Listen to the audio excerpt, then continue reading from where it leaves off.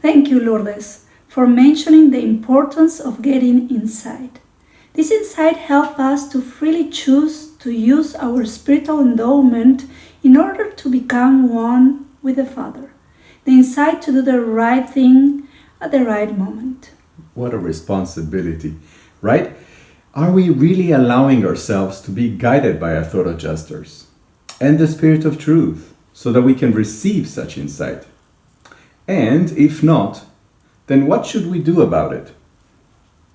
So this question and many others that lead us towards cosmic citizenship will be addressed during the following conference sessions.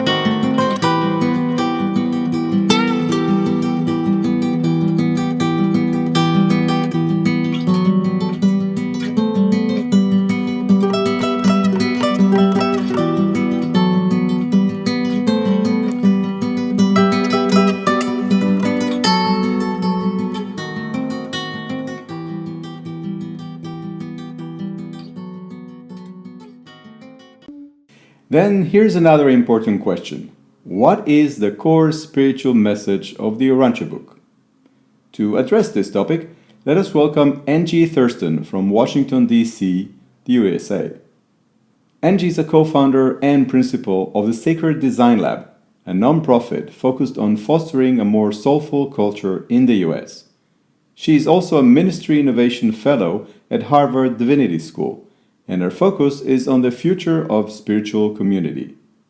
Angie's favorite quote from the Urantia Book is from paper 155, and it goes like this: "But do not make the mistake of trying to prove to other men that you have found God.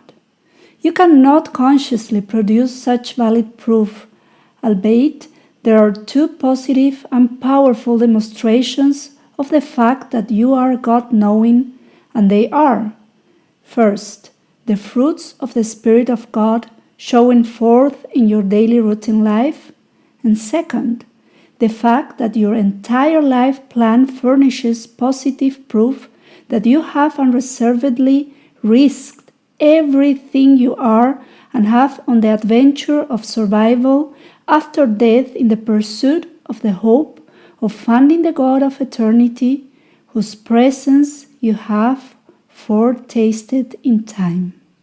To give of ourselves without reservation. Quite an inspiring and motivating insight. But before going straight to Angie, we would like to remind you that you are all invited to send your questions via chat. Please do so at least 5 minutes before the end of the presentation. Also, remember to select the language of your preference by pressing the proper option at the center button of your computer or cell phone screen.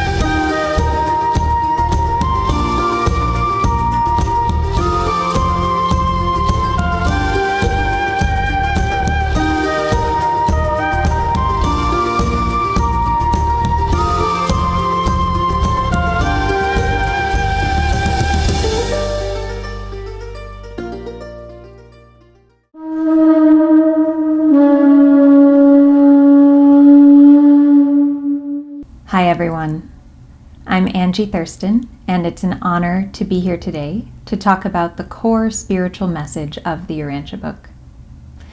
I'm grateful to the conference organizers for giving us such a rich jumping off point for our time together. As we arrive, let's all just take a moment to settle in. So you might stretch, allow your body to take up space, remembering that Even though we are gathering virtually, each one of us is embodied outside of the rectangle that we see on the screen. So take a good deep breath.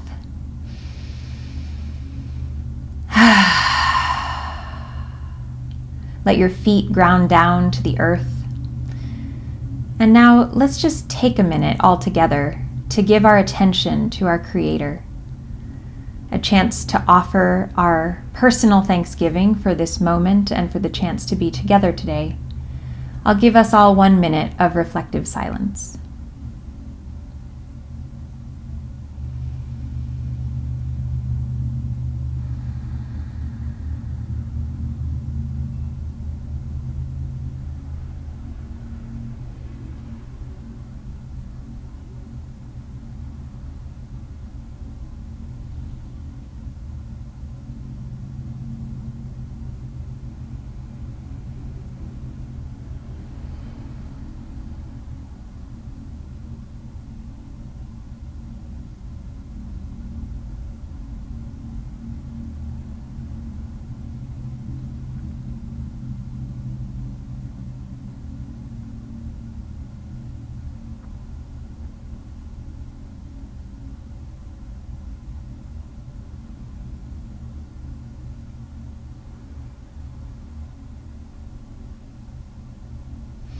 Thank you. Today, I'm going to do my best to distill the Urantia Book's core spiritual teachings in a way that I hope will be useful to you. I am, of course, a subjective interpreter of these teachings, as are we all, and I receive its message in relationship to my own personal experience. And that's as it should be. The spiritual contents of this book become real as we live them, each of us in our own way. So as I share my personal expression of the Urantia Book's teachings, I invite you to reflect as we go. How would you express its core spiritual message? And for those who are newer to the Urantia Book, you might ask yourself as you continue in your inquiry, what is this book saying to me about the nature of spiritual reality? And what are the implications for my life and how I live it? If there's one thing I have learned from studying the Urantia Book, it's that it is not a passive read. So to take to heart what this book says and to incorporate it into your life is to be irrevocably changed. So, what does it say? First, that God is real and primal, the creator and sovereign of all. The universal Father is the God of all creation, the first source and center of all things and beings. In addition to being the ultimate spiritual reality, God is a person, the supreme personality. God is the universal person. The supreme personal reality of the finite creation is spirit. God's personal nature is living love. God is the source and destiny of all spirit values, culminating in divine truth, beauty, and goodness. And God's will is to share these spirit values with his children, each of us. And he does so through relationship. This is the third key point of the Urantia Book's spiritual message. God is personally knowable. Relationship is the central pattern of the universe. The Universal Father has personal relationships with the other two members of the Paradise Trinity, the Eternal Son and the Infinite Spirit. And it is out of those loving relationships that comes an entire organized universe of things and beings, including us. Each one of us is designed to have a personal relationship with God. The book says that the most helpful human concept we have for God's relationship to us is that of a parent to a child. We're invited to think of God, the first person of deity, as a loving father. Now, the book makes clear that all of our human language and concepts are approximate, since God is infinitely more than we can comprehend. So if the father concept is difficult for you, I think what's most important is to find a way to approach God that allows you to become friends. Let God into your personal life as an unconditionally loving presence who wants to love and support you in reaching your full potential. Now, with God as creator parent of each of us, that means we are all siblings. This life we're living here in the flesh is the very beginning of our spiritual journey. And we have the opportunity right here with each other to begin practicing living in a godlike way. So to help us do this, the all-powerful, all-knowing God who dwells at the center of the universe in paradise has sent a piece of himself to dwell in each one of us. We are shaped like the universe, with a spirit nucleus at our core. Through the presence of his fragmentized spirit, the Creator Father maintains immediate contact with his creature children and his created universes. The language the Urantia Book gives to this fragment of God in us is a thought adjuster. Not the most romantic sounding, but it gets to the point. God's Spirit lives within our minds. The mission of the thought adjusters to the human races is to represent, to be the universal Father to the mortal creatures of time and space. That is the fundamental work of the divine gifts. From within this control station of our minds, the thought adjuster is perfectly positioned to uplift our thinking, such that we can increasingly make decisions and take actions in our lives that are aligned with God's will. And why would we want to do that? Well, the Urantia Book says that we each have a unique personality, a unique role to play in all creation. So when we come into the world, we have the potential to become an eternal participant in the great adventure that awaits us after death. To become a cosmic citizen, contributing to evolving and perfecting God's vast and organized universe all the way to paradise and beyond. But it's up to us. God has given us the gift of free will, and even the thought adjusters will never impinge upon that freedom. We each get to choose through our everyday decisions and actions whether to move closer to God or farther away. Remember, God is infinitely loving, merciful, and good. God wants us to come closer. He will forgive every misstep. But what matters is that we keep desiring to become like him and trying our best. And so God has created a way to safeguard everything of spirit value that we do in our lives. And that is our soul. Our soul, the part of us with the potential to survive death, is the child of our unique personality and the fragment of God within us. We can co-create our souls with God. This is our job on earth, to grow our souls so that our personalities become increasingly identified with the fragment of God within us. As we do this, we become more and more real in a cosmic sense, because we become more and more like God, the center and origin of all creation. When we graduate from this world, if we choose to continue on in the paradise adventure, we are destined to eventually fuse with our thought adjusters, becoming godlike versions of ourselves, permanently self-identified with total and indestructible universe reality. So how do we transfer the seat of our identity to our souls and prepare ourselves for eternal life? It starts with worship and service. I think of worship and service as the inner-outer movement of taking in divine love and sharing it, like breathing. Let's start with worship. Worship, the sincere pursuit of divine values and the wholehearted love of the divine value giver. Worship is the highest privilege and the first duty of all created intelligences. Worship is our personal communion with God, which is often private, but it can be very powerful and beneficial to worship in groups as well. We learn in the Urantia Book that group worship will continue throughout our eternal careers and only become more and more sublime. For me, growing up with the Urantia Book in my life, I always knew about the importance of worship, but I only started really taking time out of my day to worship God about 8 years ago. This is usually a solitary time for me, which I'll spend sitting in silence or walking in nature. The daily personal communion experience with God has become foundational to my life. But I love group worship too. There's something indescribable about the kinship we discover by sharing the love of God with others. And that brings me to service.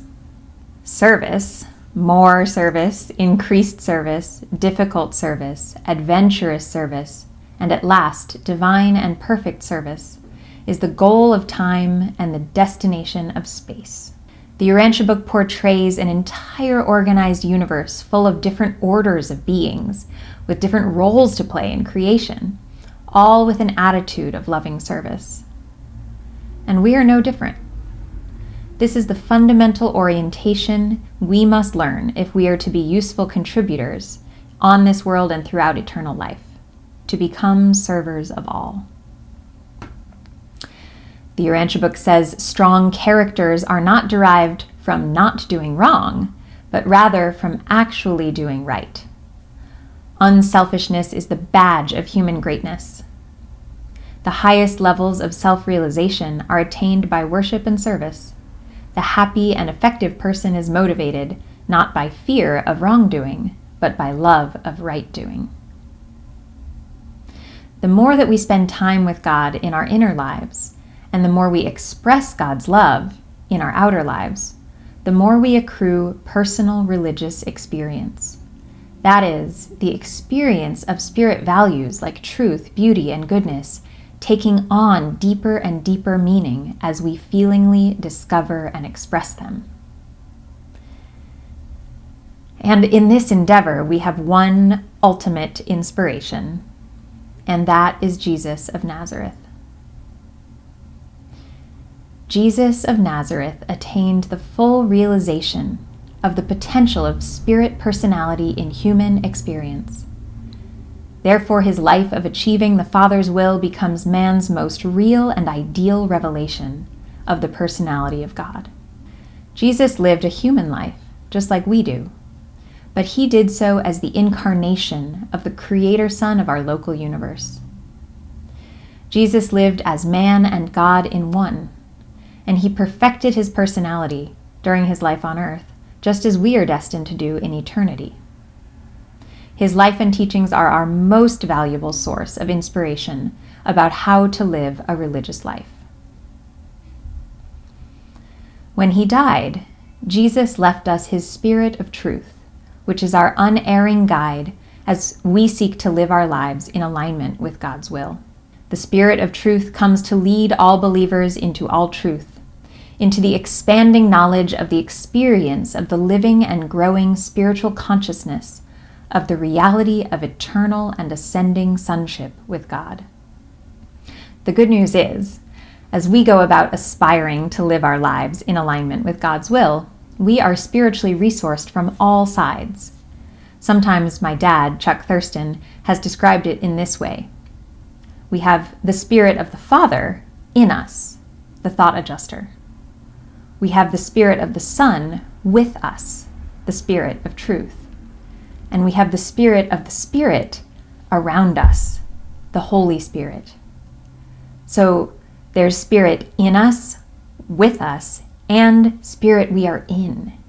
Or you could say inside, outside, and alongside. Literally on all sides. We are never, ever alone. And while all these spirit agencies work together in perfect harmony, the Urantia Book does invite us to seek them out specifically at different times. And so it is, you worship God, pray to and commune with the Son, and work out the details of your earthly sojourn in connection with the intelligences of the infinite Spirit operating on your world and throughout your universe. Many people turn to the Universe Mother Spirit, our local expression of the infinite Spirit, to support the practical affairs of daily life. Our guardian angels report to her, and they are constantly ministering to us, even though we can't see them. The Urantia Book says that only good can come from our efforts to understand and love our angels. It is precisely because we are so resourced in every aspect of our spiritual lives that Jesus was able to say, during his life on earth. I have absolute confidence in my Heavenly Father's overcare. I am consecrated to doing the will of my Father in heaven. I do not believe that real harm can befall me. I do not believe that my life work can really be jeopardized by anything my enemies might wish to visit upon me, and surely we have no violence to fear from our friends. I am absolutely assured that the entire universe is friendly to me. This all-powerful truth I insist on believing with a wholehearted trust, in spite of all appearances to the contrary. As we approach the end of my presentation, I'd like to give you a chance for some personal reflection. If you're open to it, please put your responses in the chat box for others to see. You're also welcome to keep them private if you'd prefer. So here's what I'd like you to reflect on. This conference has been designed to uplift our personal contributions to a better world through efforts that we are already engaged in or new projects that we'll create, perhaps beginning in our 2 days together. To be of greatest service, we must each draw upon the spiritual power that enables us to go forward with our goals. So here is my question. What is one way that you would like to cultivate growth in your spiritual life so that your service in this world becomes more effective? So this could be a personal practice, an area of study, perhaps an outlet for socializing your spiritual life, a commitment to regular worship, or something else. So just take a moment to think about that, reflect on it. And as something comes to mind, again, if you're comfortable, please share your responses in the chat box so that we can all hold your intentions with you. I'll give you just a moment or two to think about it and to post those responses if you'd like to.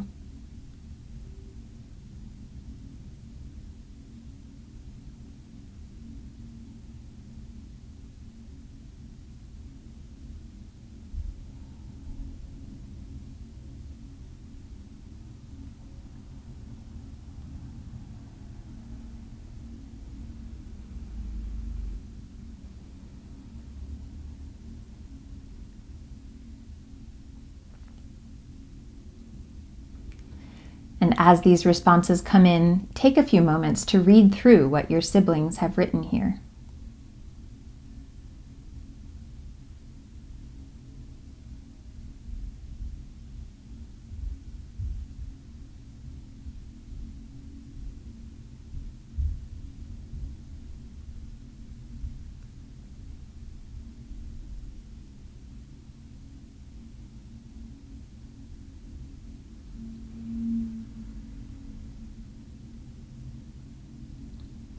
I invite you to continue reflecting on this question as the conference continues. But for now, I'll say thank you, everyone, for sharing, and may your sincere intentions be ennobled by the living presence of God within you. I'll end on this final quote. Never forget that there is only one adventure which is more satisfying and thrilling than the attempt to discover the will of the living God. And that is the supreme experience of honestly trying to do that divine will. I wish you all a spiritually fruitful conference experience. Thank you.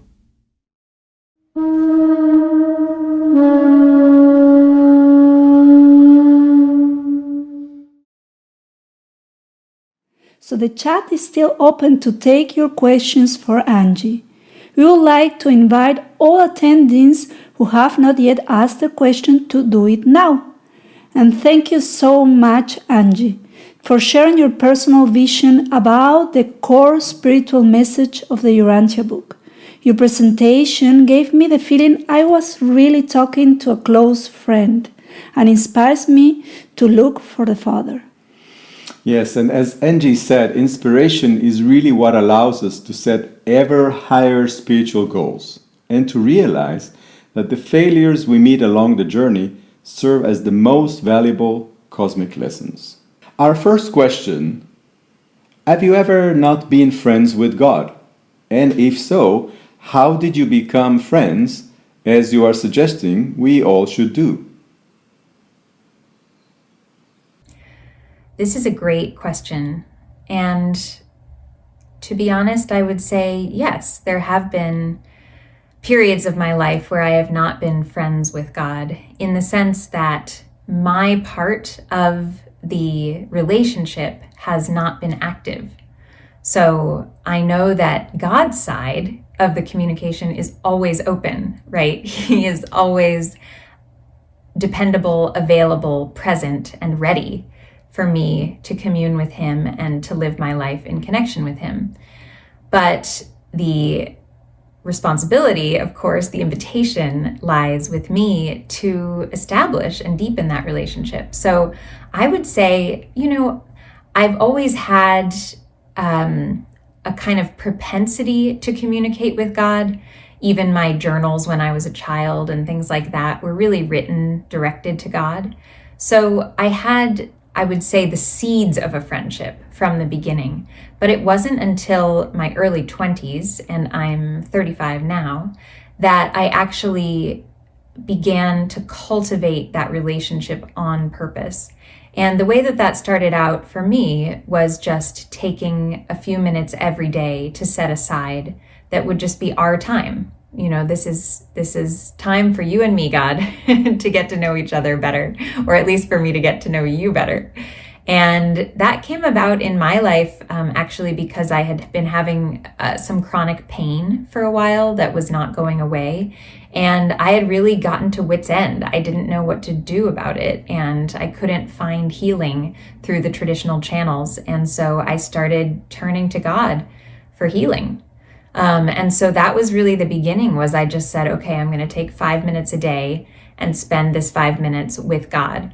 And it was definitely not particularly clear at the beginning. I can say that my mind was a mess.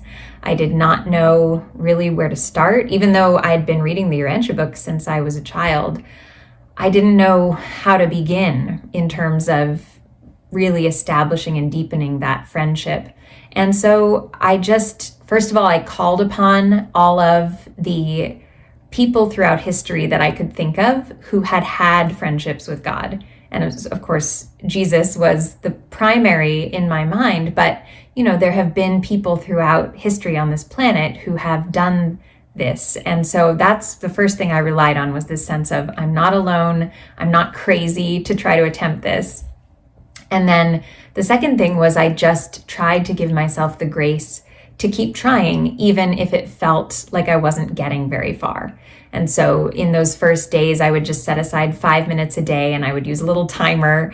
And often it was just a big muddle in my mind. But I started to have more and more desire to spend that time in that space. And I started experimenting with different things. Like sometimes I would sing to God. Sometimes I would speak what was on my mind. Sometimes I would just be silent and try to listen.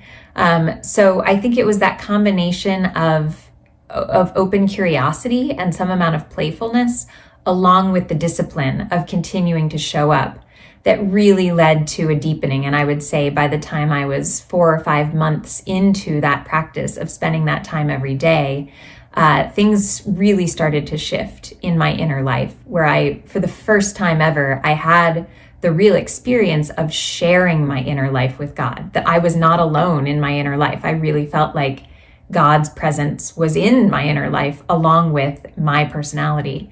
And that transformed the way that I experienced my days, and does to this day. Suddenly, after all of these months, suddenly I found myself no longer fearing death, no longer feeling kind of cosmically alone, things like that, things of that scale.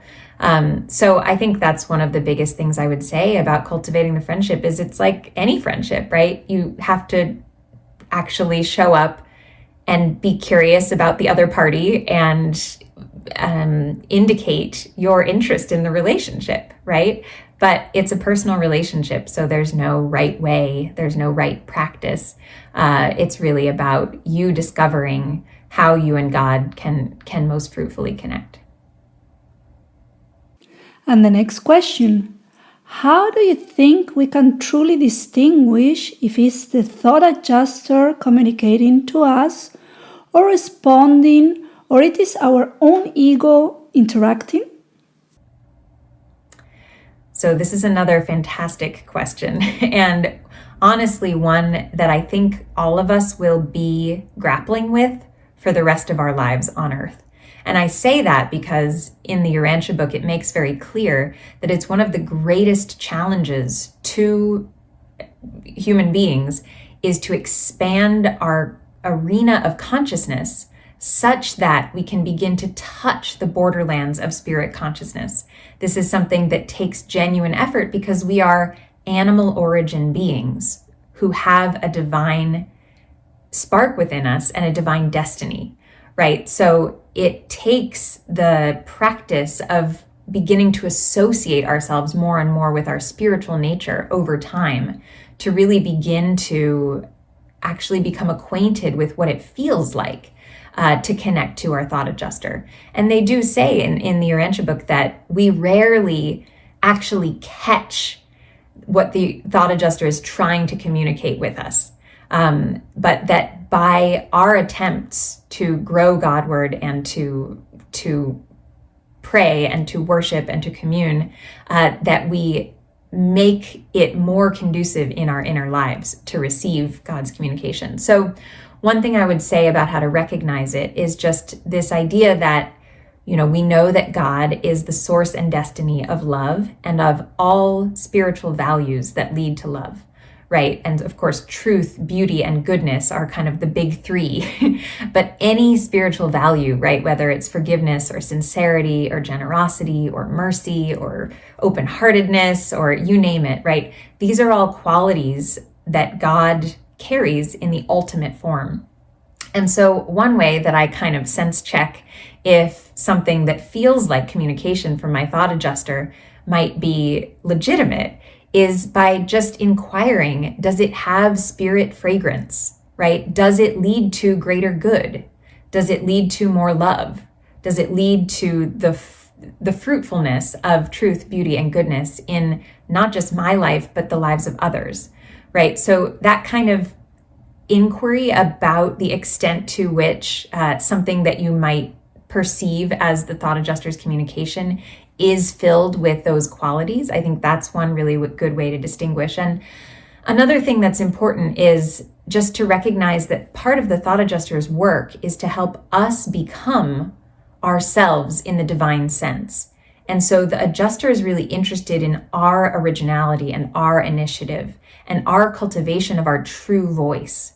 And so another sign that it might be the work of the thought adjuster is if it feels as though we are coming into being more fully, that you are discovering something about yourself and who you are and what you can express of yourself in the world in a way that is creative and original, right? Because each of us have contributions to make to the supreme, to the part of God that is evolving through and with our experience. So things that feel as though they're contributing to your growth and to your participation in God's plan. I think that's another thing that's always a sure sign. And then the last thing I might say is just the communication from the thought adjuster, it tends to come across as a feeling that we have in our hearts, right? That combines with insights in the mind. So there's this dynamic interplay between the way that an idea comes into your mind and then how it feels in your heart. So that's another thing. But I will say, this is the gift of having each other, having community and having siblings here on earth, is that we can also talk to each other about this, and just see, I'm having the sense that I'm being led in a certain direction. And, I just wanted to share that with you and see what you make of that, and when you check in with your thought adjuster, does that resonate with you, right? We can actually play these things off of each other so that we don't have to discern all by ourselves. And here's another one. If we become more real as our soul grows, there is a possibility of being unreal in a cosmic sense, right? Yeah, I think that's an important question too. This idea that we can actually be unreal. And the answer is yes. Yes, we can become unreal in a cosmic sense. And the way that that happens is essentially by us willing ourselves out of existence. Now, how does that occur? Well, it has to do with the fact that each of us is endowed with free will, right? We live in a universe where even our creator, this all-powerful, all-knowing God, will not do anything to interfere with the practice of free will in our lives. And because of that, because we have this ultimate freedom, we have the opportunity to either choose God's will and to choose to become a participant fully in God's universe or not, right? They say in the Urantia Book that the potential of free will creativity means there must also be the potential of free will destructivity, that we have the capacity to, we have the capacity to sin, we have the capacity to be iniquitous, we have the capacity to turn away from the divine plan. And this takes real doing because we are faced with forgiveness and mercy and an invitation at every step of the way. So we really have to, put in significant effort to going against the will of God in our lives and essentially abrogating everything that would help us to participate in that plan. But it is possible, and it's important that it's possible, because that means that we can trust in the completeness of our freedom. And the freedom of every other being. And so there is, yes, the potential of becoming unreal, but I also wouldn't spend time worrying about it too much. If your sincere desire is to become more like God day by day, yes, we're all going to make plenty of mistakes and we're all going to cause harm to others. And we're all going to, sometimes even cause things like betrayal or end up making decisions we really regret. But that is not a signal that we have become unreal. It's just a signal that we're in progress and we're growing, and we'll be doing that for a long time. So as long as your sincerity of intention is intact, then you don't have anything to worry about. And here's the next one. Could you give us a picture of how your life was before you started taking worship seriously as a practice, and how is it now? I love this question too. Yes. So before I started taking worship seriously as a practice, I think one of the biggest struggles that I faced in my inner world was a feeling of emptiness and disconnection. I literally, when I was in college, I used to play jazz music every morning to try to just distract myself from the emptiness of that feeling.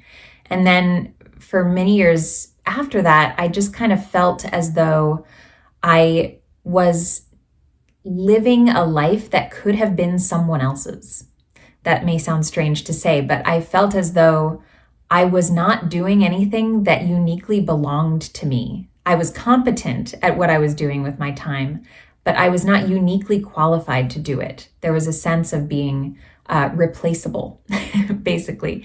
And so one of the most powerful things that's come of worship for me has been an identification increasingly with my own deeper sense of purpose and my own true voice. And, the result of not living in alignment with that when I was younger was just a feeling of lack of fulfillment, ennui, kind of a sense of anxiousness and unhappiness, frankly, just a lot of that combination of feelings that I see in a lot of my peers. And the more that I spent time in worship with God, the more that I found myself developing this inner awareness that has grown into a sense of peace. I mentioned how I feel like that existential layer of fear has gone away, as has the existential level of loneliness. And I just can't even begin to tell you how much more fulfilled I feel now than I did even 8 years ago. I remember longing to feel as though I were purposeful and aligned in my life with what my life was for. And it's not to say that I am in some sort of perfect situation now, but I have this feeling of being on the path. I sometimes talk about it as being in the river. I'm in the river of my own life, and I'm learning how to swim. And it's really thrilling, especially because I don't know what's around the next bend, right? It's never predictable. And that is one thing that I'll add. It's not a life of ease. It's not like finding that worshipful center then leads to the opportunity to sit back. In fact, it leads to a life of more and more service, as we saw from the quotes today. But it's thrilling and it's fulfilling, and it's brought me into relationship with people that I just adore. And I know that it will continue. Doing God's will and worshiping God will continue to lead me into greater and greater love. And that's true for all of us. So I think that the picture of being disconnected from that versus the picture of being connected to it could not be more profound. Thank you, everyone. I've loved being here with you today.